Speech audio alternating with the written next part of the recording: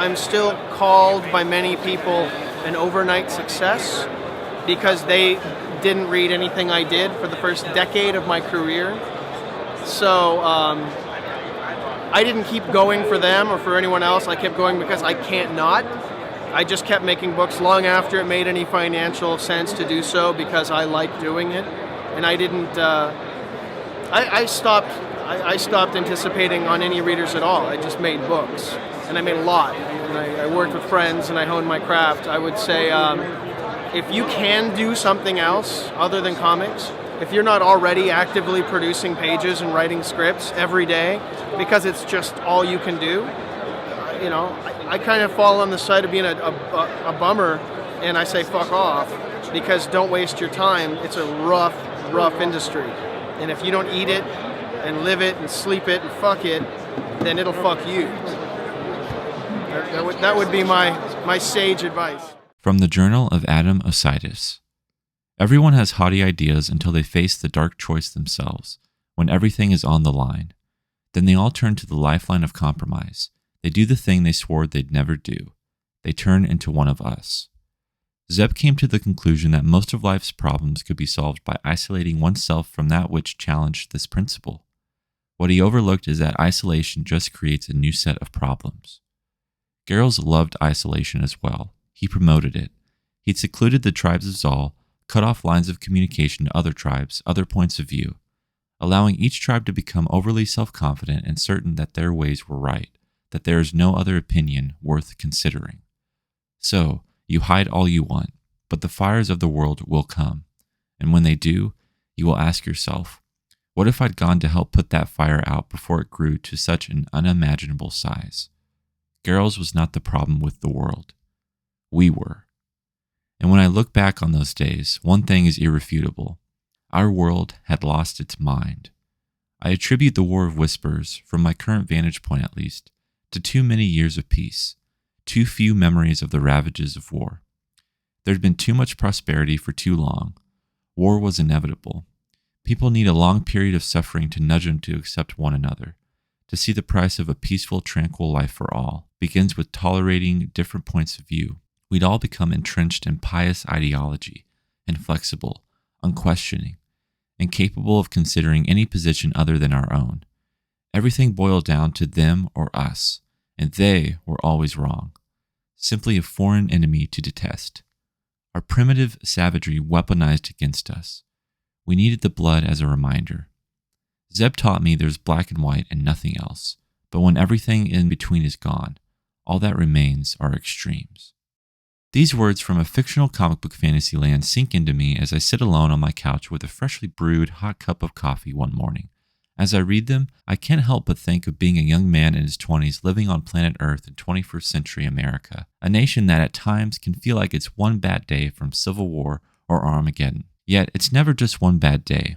The world doesn't change overnight despite what others may tell you. It's a slow fade, one final compromise after a series of compromises, some so small and indecipherable from what you would have sworn were the right choices. The funny thing is you don't even remember making them. Were they even your choices at all, or did you fall into them, unaware how you ended up where you are now? Seven to Eternity from writer Rick Remender, artist Jerome Apena, and colorist Matt Hollingsworth is sending us a message. Call it a warning. Will you and I listen? We should, because if we do, this comic, and you and I, may just be able to save the world.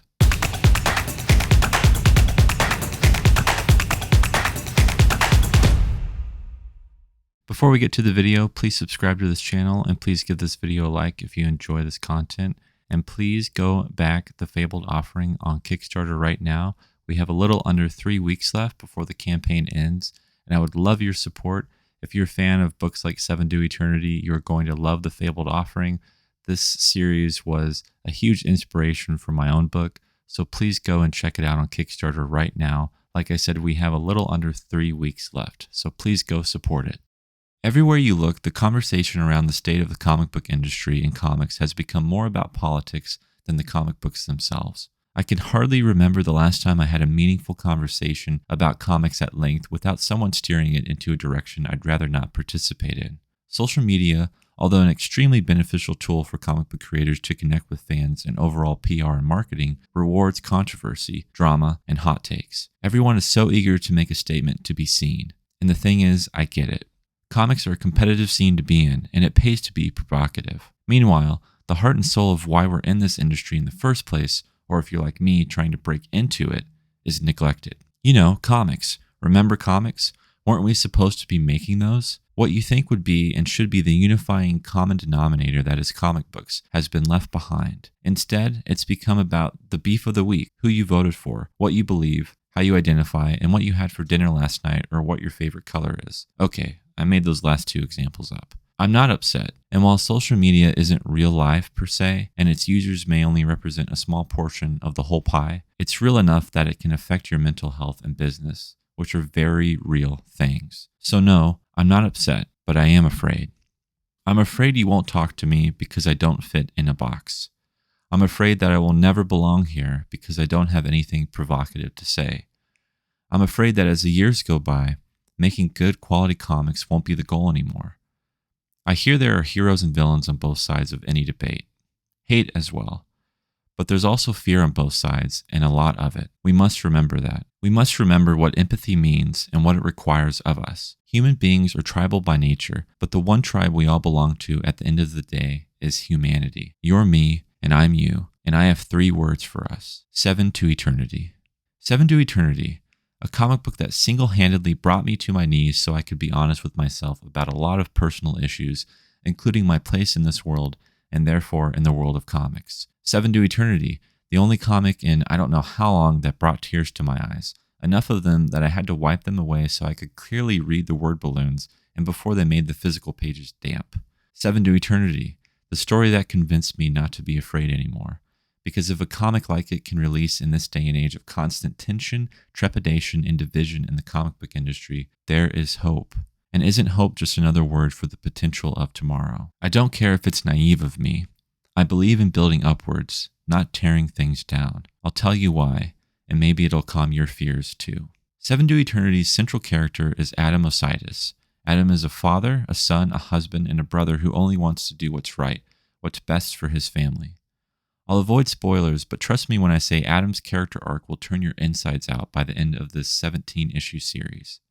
The inner conflict overshadowing him, the journal entries he writes like the one I read aloud, and the unthinkable choices he makes will challenge you in the moral codes you hold to their very core. Every action is justified in his mind, rationalized to the point where you understand him, even agree with him at times, even though us as the reader would judge him from our 1,000-foot top-down view. Adam is his own worst enemy, and no matter how much I want to fault him for his decisions, I can't. I'm still searching for where he went wrong, if he went wrong at all. Adam embodies the complexity of you and me, making him one of comics' most authentic and morally great protagonists I've ever had the pleasure of knowing. This is 7 to Eternity from a character standpoint, and there are other deeply layered characters that fill the pages alongside Adam Ositis, but the message behind the series through them is where long-held worldviews could shatter. Wrestling with its exploration of what people would be willing to compromise to live another day, to protect their families, to live in peace and harmony with those around them, impacted me to such a degree that it cannot be overstated. When I read about Zal, I'm reading about America. When I read about the Mud King, Geralt Solm, I'm reading about political leaders and tyrants. When I read about the enchanted rotting swamp that infects the nation of Zal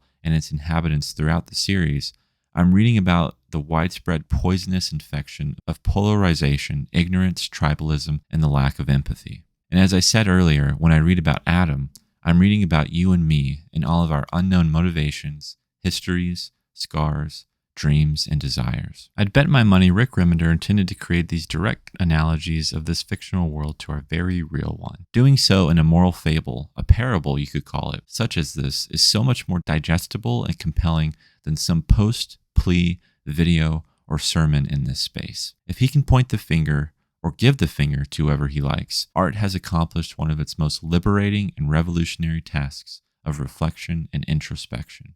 I'm convinced making good comics is the cure to all our ailments. I'm not educated enough in business, statistics, politics, or psychology to make a sound case for or against the idea that the comic book industry, America, or the world needs saving. But if it does, if it ever did, or if it ever will, comic books like Seven to Eternity, artistic works like it, is the answer. Be kind out there. Make stories you believe in. The rest, including the frivolous distractions, will take care of itself. Oh, and if I didn't stress it enough, support your local comic book store by going there and purchasing Seven to Eternity. Be changed and welcome the change. Then, let's talk about it as friends and not enemies. Never enemies. After all, what are comics for if not to unite us? I hope this is still true and will be for a long time to come.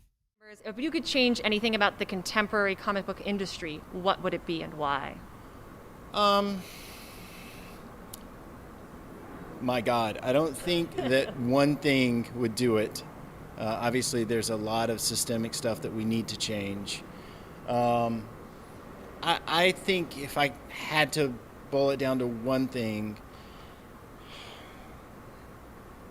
it would be make the best books possible, right? Like that's the only thing that is the only silver bullet that is a path forward for decades and decades and decades. Is we have to be doing the best work we can possibly be doing. That's not a great answer because it's, we should be doing wider market stuff. We should be doing evergreen books across the board. We should be, so much smarter in how we're tiering our product and the channels that we're selling it in and all that kind of stuff. But at the end of the day, we got to make killer books. And if we don't make killer books, we're selling covers.